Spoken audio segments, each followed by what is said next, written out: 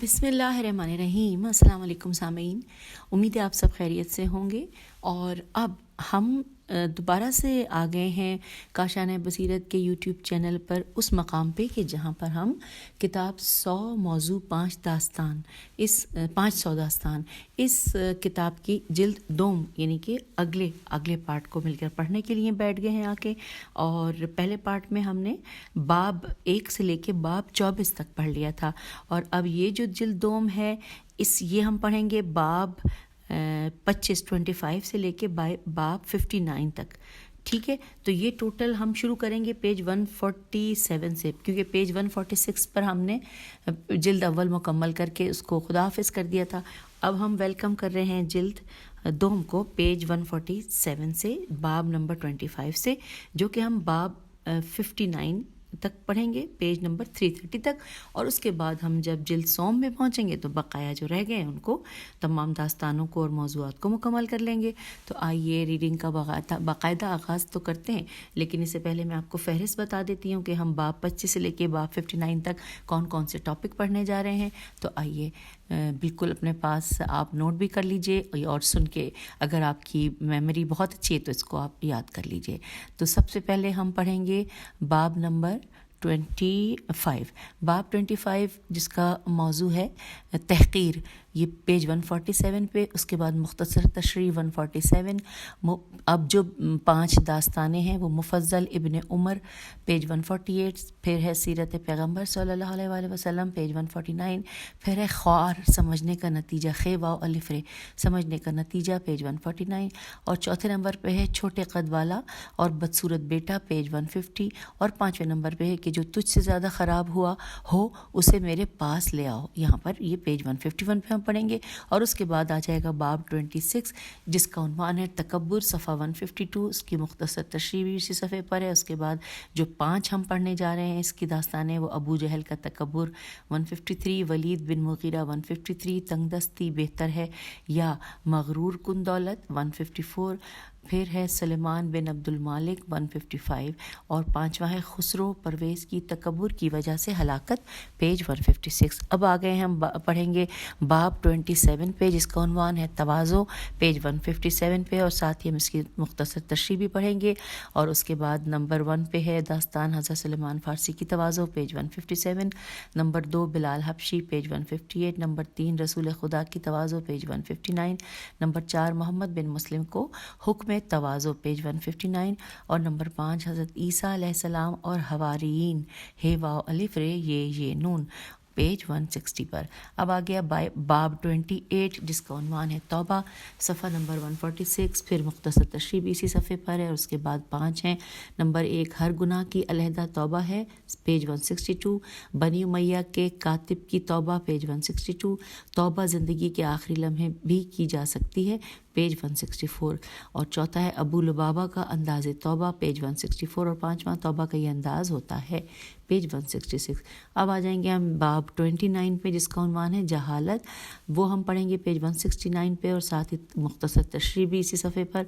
उसके बाद जो 5 दास्तानें हैं वो पहली है नादान हुक्मरान 170, खलीफे का जाहिल बेटा 170, खूबसूरत जाहिल 171, कैस इब्ने आसिम 172, और लंबी दाढ़ी वाला 172। अब आ गया बाब 30 जिसका उन्वान है हिरस पेज 174 पे पढ़ेंगे। इसके जो 5 दास्तानें हैं वो है कब्र की मिट्टी ही हिरस का दवा, हरीस की दवा होती है 175, हरीस की ऐश और उसका अंजाम पेज 175 ही पर ही है। फिर उसके बाद है कि तीसरी दास्तान है ईसा और मर्द हरीस 177, चौथे नंबर पे ज़ुल्क़रनैन 179, और 5वें नंबर पे अशअब बिन खबीर मदनी मुतवफ़ी 152 पेज 180 पर। उसके बाद आ गया बाब 31 हसद पेज 181 पे, मुख्तसर तशरीह भी 181 पर है। उसके जो 5 दास्तानें हैं वो है हज़रत ईसा और हासिद 182, अब्दुल्ला इब्न अबी का अंजाम 182, हसद में कितनी क़ुव्वत मौजूद है 184, और औरतों में हसद 185, اور پانچویں داستان ہے حاسد کا انجام، پیج 186۔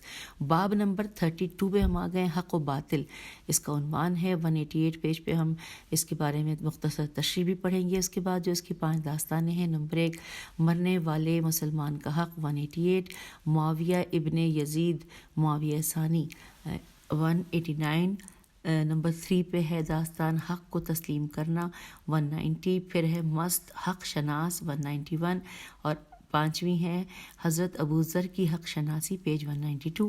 اب آ گیا باب 33 جس کا عنوان ہے حلال و حرام، پیج 193، اور اس کی مختصر تشریح بھی اسی صفحے پہ۔ اس کے بعد جو 5 داستانیں ہیں وہ ہے یہود اور حرام غذا 194، حرام کا طبق 194، دام شیطان 195، خلیفہ کا کھانا 195، اور عقیل کی درخواست 195 بھی ہے یا 6 ہے، میرے خیال ہے تھوڑا سا ایسا ہے جو کہ مس پرنٹ 6 ہے میرے خیال سے۔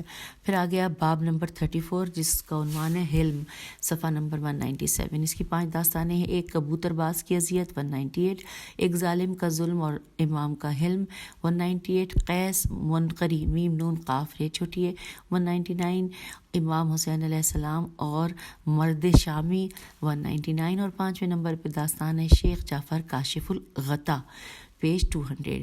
اب آ گیا آگے باب 35 جس کا عنوان ہے حیا، پیج 201۔ پھر ساتھ ہی اس کی جو تشریح بھی اسی صفحے پہ پڑھتے ہوئے جو 5 داستانیں ہم پڑھیں گے ان کا عنوان اور صفحہ کچھ اس طرح ہے۔ حضرت موسیٰ علیہ السلام اور شعیب کی بیٹیاں 201، آنکھ کا حیا 203، زلیخا 204، پیغمبر اور بنی قریظہ قاف رے یہ زوئے ہے، پیج 204۔ 5واں ہے امیر المومنین علیہ السلام کا حیا 205۔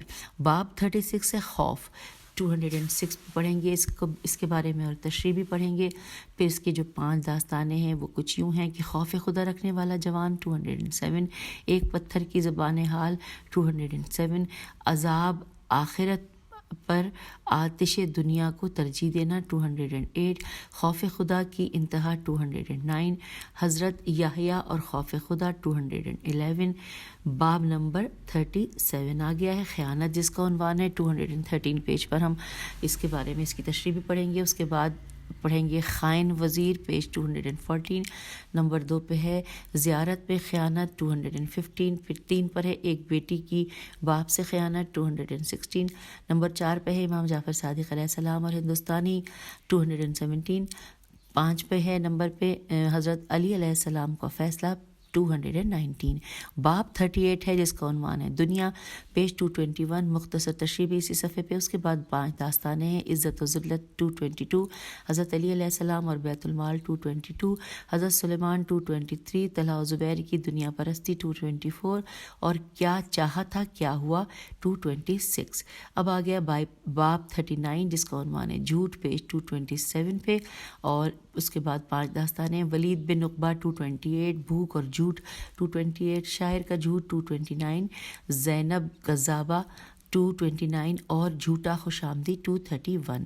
باب 40 ہے 40 نمبر پہ چوری 232، ان کے 5 داستانیں ہیں امام اور چور کا اقرار 233، ایک اعرابی کا اونٹ 233، تیسرا ہے بہلول اور حریث چور 234، چوتھا ہے ایک قاری قرآن نابینا چور 235، اور 5واں ہے معتزد اور چور 236 پہ۔ اب باب 41 آ گیا جس کا عنوان ہے دعا، اور یہ پیج 239 پہ ہے، اور اس کے جو 5 داستانیں ہیں اس میں لکھا ہے دعائے مشلول 239، مومنین کی اجتماعی دعا 241، اور دعا سے مصیبت دور ہوتی ہے 242، اور بارش کے لیے دعا 243، مرنے والوں کے لیے دعا 243۔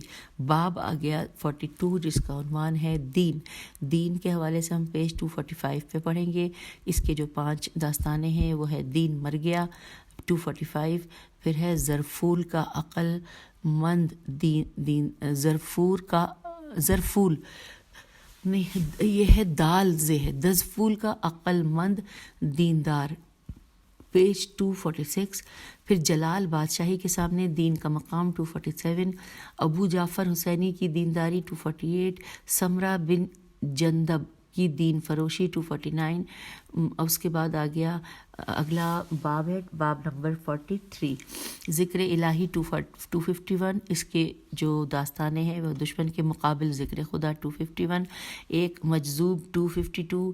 تیسرے نمبر پہ غربا کا پیغمبر اکرم صلی اللہ علیہ وآلہ وسلم سے سوال 253. چوتھے نمبر پہ نعمت میں محبوب کی یاد 253. اور پانچویں نمبر پہ سیدہ نفیسہ کی عبادت 254. اب آ گیا باب نمبر 44 جس کا عنوان ہے رزق 256. باب نمبر 44 ہاں جی رزق ہو گیا. اس کے جو 5 ہیں وہ ہے حکمت پر نگاہ کریں 256. قرآن مجید سے غلط استنباط 257. رزق بقدر کفایت 258. صدقہ دے کر رزق میں اضافہ کریں 258. اماد دولہ 259. اور اب آ گئے ہیں اگلے باب کی جانب باب نمبر 45 جس کا عنوان ہے رضا اور وہ ہے پیج نمبر 261. اس عنوان کے حوالے سے جو 5 داستانیں ہیں حضرت جابر اور حضرت امام محمد باقر علیہ السلام 261 صفحے پر. پھر 3 مصیبتوں پر راضی رہنے والا شخص 262. پھر ہے خلادہ خیل عام الف دال ہے 262. پھر ہے حضرت عمار جنگ صفین میں پیج 263. اور 5واں ہے بہترین مخلوق پیج 264. پھر باب نمبر 46 ہے ریا.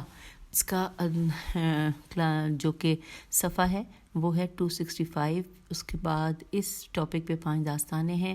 سمعان سین میم عین الف نون 265 پیج پر. دوسرے نمبر پہ ملا عبداللہ شاستری متوفی 1021 266 صفحے پر ہے داستان. پھر تیسری داستان ہے سفیان سوری. ہجے کر دیتی ہوں سفیان کی تو ٹھیک ہے نارمل. سوری جو ہے وہ سے ہے سے اور اے چھوٹی ہے. سفیان سوری کا ریا پیج 266 ہے. پھر چوتھے نمبر پہ ہے دکھاوے کی عبادت 267. پانچویں نمبر پہ ریاکار عابد 268. اب آ گیا باب نمبر 47 جس کا عنوان ہے زنا اور یہ ہے 269 صفحے پہ ہم پڑھیں گے. اس کے جو یعنی میں تمام داستانیں جو دی گئی ہیں ان کا نام اور صفحہ بتاتی ہیں. خوابوں کی تعبیر 270. حضرت یحییٰ کا قاتل زنا زادہ تھا 271. وہ جسے مرتے وقت کلمہ نصیب نہ ہوا 271. پیغمبر صلی اللہ علیہ وآلہ وسلم اور ایک بے باک جوان 272. اب آ گیا باب نمبر 48. اس کا عنوان ہے سخاوت 274 پیج پر. اس کے جو 5 داستانیں ہیں وہ ہیں میں امام زمانہ علیہ السلام کو کیا جواب دوں گا 275. حاتم سے بڑا سخی 275. پروردگار سخاوت کو پسند کرتا ہے 276. 300 اشرفی 277. اور قیس بن سعد 278. اب آ گیا باب نمبر 49 شرک. اس کے حوالے یہ ہے پیج 280 پر. اس کی داستانیں ہیں علی ابن حسکہ 280 اور مشرک مومن ہو جاتا ہے 281. پھر پوشیدہ شرک 282 اور کفر بھی اور شرک بھی 282. اور 5واں ہے مشرکین سے مناظرہ یہ ہے 283. پھر اب باب نمبر 50 ہے جس کا عنوان ہے شیطان پیج 284. اس کی 2 داستانیں ہیں حضرت نوح علیہ السلام اور شیطان پیج 284. حضرت موسیٰ علیہ السلام اور شیطان 285. فرعون 286. معاویہ 286 اور حضرت یحییٰ علیہ السلام اور شیطان پیج 287. اور اب ہے باب نمبر 51 جس کا عنوان ہے صبر صفحہ نمبر 288. اور اس کی 5 داستانیں ہیں. پہلی ہے دین کی زندگی صبر میں مضمر ہے 289. صبر کے بعد آسانی 289. حضرت بلال کا صبر 290 اور بدلے سے صبر بہتر ہے 291. اور 5واں ہے شب عروسی 292. اور اب آئیے اگلا باب یعنی باب نمبر 52 جس کا عنوان ہے صدقہ صفحہ 293. اور اس میں جو داستانیں ہیں وہ ہیں حاتم کی والدہ 294. رات کی تاریکی میں صدقہ دینے والا 295. شیطانوں کی دادی 296. صاحب بن عباد 296. اب باب نمبر 53 صلہ رحمی. اس کا عنوان ہے 299 صفحے پر. اور اس میں عنوانات ہیں داستانوں کے وبا 300. امام علیہ السلام کی صلہ رحمی 300. پیغمبر اکرم صلی اللہ علیہ وآلہ وسلم کی صلہ رحمی 301. صلہ رحمی کا زندگی سے براہ راست واسطہ 302. محمد بن اسماعیل 303. باب 54 ہے جس کا عنوان ہے ظلم و ستم 305. اور اس کے ساتھ جو داستانیں ہیں وہ ظلم دازنا دال الف زال نون ہے یہاں پہ یہی لکھا ہے اور صفحہ نمبر 305. پھر ہے دوسرے نمبر پہ ہے داستانوں میں ظالموں کے لیے کام کرنا، پیج 307. پھر ہے مکافات عمل 307. پھر ہے ضحاک حمیری کا انجام 308. اور پھر واقع حرہ 309. اور پھر اب آ گئے ہیں باب نمبر 55 پہ. باب 55 کا عنوان ہے عبادت 311. خشک عبادت کا نتیجہ 311. عشق کے ساتھ عبادت 312. حضرت اویس قرنی 313. ابلیس کی عبادت 313. امام سجاد علیہ السلام 314. باب نمبر 56 پہ عنوان ہے عہد و پیمان 315. پیغمبر اکرم صلی اللہ علیہ وآلہ وسلم اور ابو حیثم 315. وعدہ خلافی جائز نہیں 316. حلف الفضول کا معاہدہ 317. انس بن نظر رضی اللہ 317. اور ایک مسلمان غلام 318. باب نمبر 57 ہے عدالت، اور جو کہ 319 پر ہم پڑھیں گے. پھر حکومت شدید 320. اولاد کے درمیان عدالت 321. لباس سرخ 321. غنائم میں مساوات 321. اور پانچویں داستان کا عنوان ہے دشمن کے روبرو عدل علی علیہ السلام کا تذکرہ، پیج 322. اور باب نمبر 58 عذاب اس کا عنوان ہے، پیج 324 پہ. پھر ہے اس میں جو دیے گئے ہیں 5 داستانیں، اس میں سب سے پہلی ہے قوم عاد پر عذاب 325. ابن ملجم لعین اور عذاب برزخ 325. عمل کی جزا 327. عذاب کے نازل ہونے کی وجہ 327. اور حق کو پوشیدہ کرنے والوں کے لیے عذاب 328. باب نمبر 59 یعنی آخری باب ہے جو کہ ہم اس جلد 2 میں پڑھیں گے، اور وہ ہے اس کا عنوان ہے عفو درگزر 330 صفحے کے اوپر. اور اس کی جو 5 داستانیں ہیں وہ ہیں غلام کی مار پیٹ 330. قاتل کو معاف کرنے والے 331. کنیز کی آزادی 331.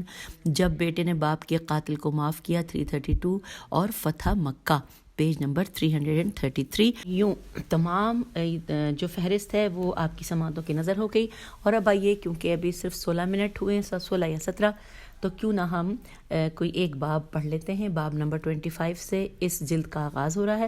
باب نمبر 25 کا عنوان ہے تحقیر. یہاں پر سب سے پہلے سورہ حجرات کی آیت نمبر 11 کا ذکر ہے. یا ایھا الذین آمنوا لا یسخر قوم من قوم، کوئی گروہ دوسرے گروہ کا مذاق نہ اڑائے. رسول اکرم صلی اللہ علیہ وآلہ وسلم کا فرمان ہے کہ جو شخص کسی مسکین یا غیر مسکین کی تحقیر کرے تو اللہ تعالیٰ اس شخص کو ذلیل و خوار کرتا ہے اور اللہ اس سے دشمنی رکھتا ہے. انورٹڈ کاما یہاں پہ کلوز ہو گیا. حوالہ نوٹ کیجئے، جامع السعادات صفحہ نمبر، اور ساتھ پہ لکھا ہے 215/2. آئیے آگے چلتے ہیں. مختصر تشریح کے حوالے سے عنوان سے لکھا ہے کہ خود پسندی، کینہ اور حسد جیسے افعال تکبر کا سبب بنتے ہیں. کبھی کوئی سوچتا ہے کہ فلاں شخص مجھ جتنا پڑھا لکھا نہیں ہے، اور کبھی کوئی شخص اس لیے تکبر کرتا ہے کہ فلاں شخص کے پاس مجھ جتنی دولت نہیں ہے، اور کبھی کوئی شخص اس لیے کسی کی تحقیر کرتا ہے کہ دوسرا شخص اس سے حقیر پیشے سے وابستہ ہے.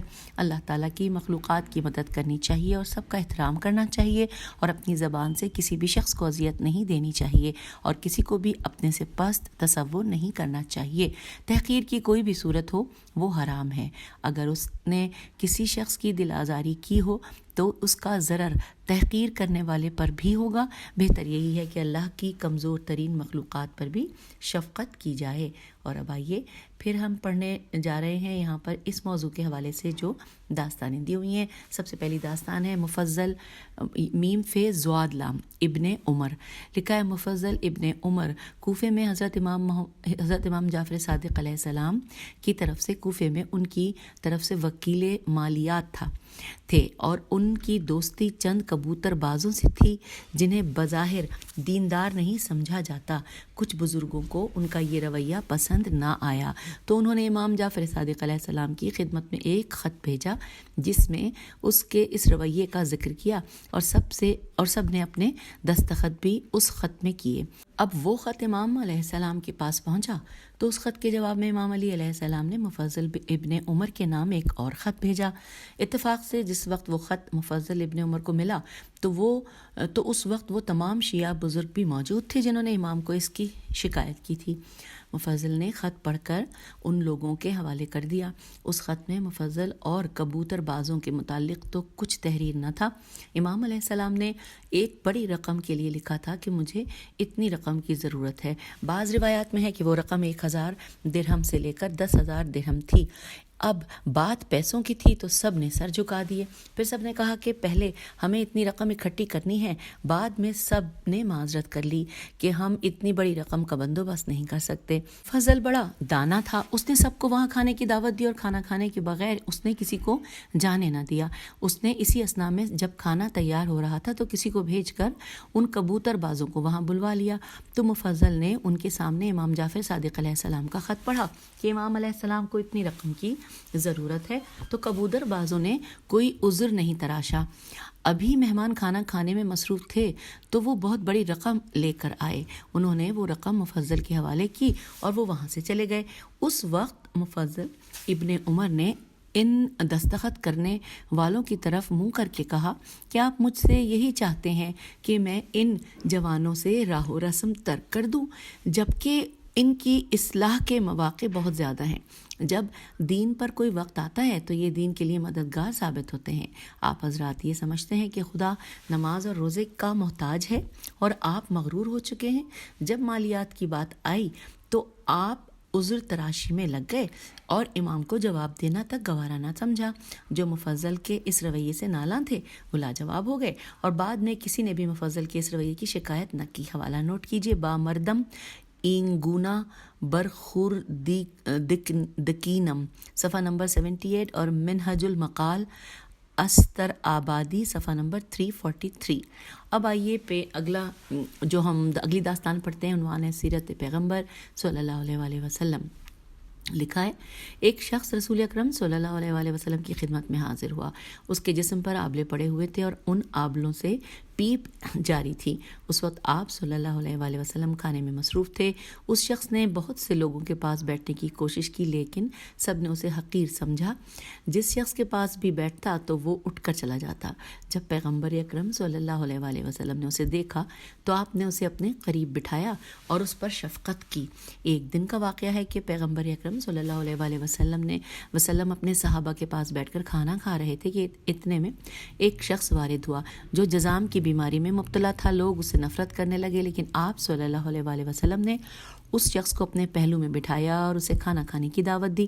قریش میں سے ایک شخص جس نے اس کو انتہائی نفرت سے دیکھا تھا، بعد میں وہ خود اسی بیماری میں مبتلا ہو گیا اور دنیا سے رحلت کر گیا۔ اور اس کا حوالہ نوٹ کیجیے، علم الاخلاق اسلامی 435/1 اور جامع السعادات 357/1۔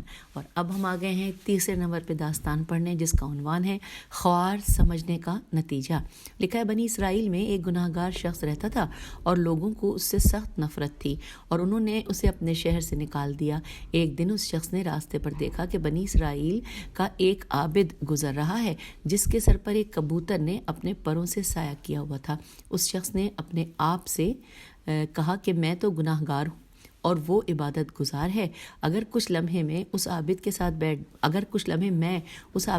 بیٹھ جاؤں تو ممکن ہے اللہ تعالیٰ اس کی برکت کی وجہ سے مجھ پر بھی رحم کرے۔ دل میں سوچنے کے بعد وہ اس عابد کے پاس بیٹھ گیا۔ جب عابد نے اس شخص کو اپنے پاس بیٹھا ہوا دیکھا تو کہنے لگا کہ یہ کیا ماجرا ہے، میں اس قوم کا سب سے بڑا عابد ہوں، یہ انتہائی فاسد ہے، اس کی یہ جرأت کہ میرے پاس آ کر بیٹھ جائے۔ عابد نے اس شخص سے منہ موڑ لیا اور اس سے کہا کہ جناب آپ یہاں سے اٹھ کر چلے جائیں۔ اللہ تعالیٰ نے اس زمانے کے نبی کو وحی کی کہ دونوں افراد کے پاس جاؤ اور ان سے کہو کہ اپنے اعمال کا حساب بھی سن لو۔ اللہ فرما رہا ہے کہ میں نے اس گناہ گار کے تمام گناہ معاف کر دیے ہیں اور میں نے اس عابد کی تمام نیکیاں تکبر کی وجہ سے ختم کر دی ہیں۔ حوالہ نوٹ کیجیے، شنیدانی تاریخ صفحہ نمبر 373 اور حجت بیضہ الف لام بے عین یہ زواد الف 6/239۔ آئیے اگلی داستان پڑھتے ہیں جو چوتھے نمبر پہ ہے، جس کا عنوان ہے چھوٹے قد والا اور بدصورت بیٹا۔ لکھا ہے شیخ سعدی فرماتے ہیں کہ ایک بادشاہ کے کچھ بیٹے تھے جن میں سے ایک بیٹا پست قد، بدصورت اور کمزور تھا، جبکہ اس کے باقی بیٹے خوبصورت، دراز قد اور تندرست و توانا تھے۔ ایک دن بادشاہ نے اپنے اس بیٹے کو حقارت کی نظر سے دیکھا۔ بیٹا بہت دانا تھا، وہ سمجھ گیا کہ اس کا باپ اس کو حقارت آمیز نگاہوں سے دیکھ رہا ہے۔ اس نے اپنے باپ کی طرف منہ کر کے کہا انورٹڈ کاما پست قدر دانا دراز قدر نادان سے بہتر ہوتا ہے۔ یہ ضروری نہیں ہے کہ جس کا قد لمبا ہو اس کی قدر و منزلت بھی زیادہ ہو۔ آپ خود دیکھ سکتے ہیں کہ بکری پاکیزہ ہے اور ہاتھی مردار ہوتا ہے۔ بادشاہ کو اپنے اس بیٹے کی حکمت آمیز باتیں پسند آئیں اور وہ مسکرانے لگا۔ وہاں پر جتنے بھی آیان الف عین یہ الف نون آیان مملکت بیٹھے ہوئے تھے وہ بھی خوش ہو کر مسکرانے لگے، لیکن اس کے دوسرے بھائیوں کو یہ بات پسند نہ آئی۔ اتفاق سے انہی دنوں ایک دشمن بادشاہ نے اس بادشاہ پر حملہ کیا۔ بادشاہ کے لشکر کی طرف سے جس نے سب سے پہلے مخالف لشکر کے قلب پر حملہ کیا وہ یہی پست قد اور بدصورت لڑکا تھا۔ اس نے اپنی شجاعت کا اظہار کیا اور مخالف لشکر کے کئی سالاروں کو خاک و خون میں غلطاں کر دیا، اور پھر واپس اپنے باپ کے پاس آیا اور بڑے احترام سے کہا ابا جان، کمزور گھوڑے میدان جنگ میں کام آتے ہیں۔ پھر وہ دوبارہ میدان جنگ میں گیا اور اسی اثناء میں اس کے باپ کے چند فوجی بھاگنے لگے تو اس نے کھڑے ہو کر نعرہ بلند کیا کہ مردوں کی طرح سے جنگ کرو، اگر نہیں کر سکتے تو مردوں کے لباس اتار کر عورتوں کے لباس پہن لو۔ جیسے ہی بھاگتے ہوئے فوجیوں نے یہ نعرہ سنا تو ان کو اس سے قوت ملی اور وہ دشمن فوج پر غالب آ گئے۔ اور پھر لکھا ہے کہ اس فتح کے بعد بادشاہ نے اپنے بیٹے کے چہرے کو چوما اور اس کے بعد اسے اپنا ولی عہد مقرر کر دیا۔ اس کے بھائی اس سے حسد کرنے لگے اور ایک دن اس کے بھائیوں نے اس کے کھانے میں زہر ملا دیا تاکہ وہ کھا کر مر جائے، لیکن وہ جب زہر ملا رہے تھے تو اس کی ایک بہن دریچے کے ساتھ کھڑی دیکھ رہی تھی۔ جب اس پست قد اور بدصورت لڑکے کے سامنے کھانا رکھا گیا تو اس کی بہن زور زور سے اس دریچے کو ہلا رہی تھی۔ وہ سمجھ گیا اور اس نے وہ زہر آلود کھانا نہ کھایا۔ جب اس واقعے کی اطلاع بادشاہ کو ملی اس نے اپنے دوسرے بیٹوں کو اپنے ملک کے دور دراز حصوں میں بھیج دیا۔ حوالہ ہے حکایت تہائی گلستان صفحہ نمبر 43۔ اور اب آئیے پانچویں اور آخری داستان پڑھتے ہیں اس موضوع کے اوپر، اور اس کی ہیڈنگ ہے جو تجھ سے زیادہ خراب ہو اسے میرے پاس لے آؤ۔ اب آئیے پڑھتے ہیں۔ یہ ہیڈنگ تھی، لکھا ہے خداوند تعالیٰ نے حضرت موسیٰ علیہ السلام کو وحی فرمائی کہ اب کی بار جو مجھ سے مناجات کرنے کے لیے آؤ تو اپنے سے کسی کمتر کو اپنے ساتھ میرے پاس لے آنا۔ موسیٰ علیہ السلام نے ادھر ادھر دیکھا لیکن ان میں جرت پیدا نہ ہوئی کہ میں کس سے کہوں کہ تم مجھ سے کمتر ہو اور میں تجھ سے بہتر ہوں۔ موسیٰ علیہ السلام نے حیوانات پر نگاہ ڈالی اور چاہا کہ اس ایک بیمار کتے کو اپنے ساتھ لے جاؤں۔ اس کی گردن میں رسی ڈالی اور کچھ دیر کے بعد پشیمان ہوئے اور اس کتے کو بھی رہا کر دیا۔ بارگاہ خداوندی میں اکیلے آئے۔ آواز قدرت آئی، میں نے تجھے حکم دیا تھا کہ تم اپنے ساتھ اپنے سے کمتر کو میرے پاس کیوں نہیں لائے؟ حضرت موسیٰ علیہ السلام نے عرض کی پروردگار، میں نے کسی کو اپنے سے کمتر نہیں پایا۔ آواز قدرت آئی، مجھے اپنی عزت و جلال کی قسم، اگر تم کسی کو لاتے تو میں اس پست کو بلندی دیتا اور تیرا نام انبیاء علیہ السلام کی فہرست سے خارج کر دیتا۔ حوالہ ہے مونا میم واو نون ہے، مونا معارف میم عین الف ریفے 2/676 اور لعالی الاخبار صفحہ نمبر 197۔ تو یوں سامعین ہم آپ سے اب اجازت چاہیں گے، باب 25 بھی پڑھ لیا اور اس جلد کی فہرست بھی جان لی۔ انشاءاللہ اگلی نشست میں اس سے آگے چلیں گے۔ خدا حافظ، فی امان اللہ۔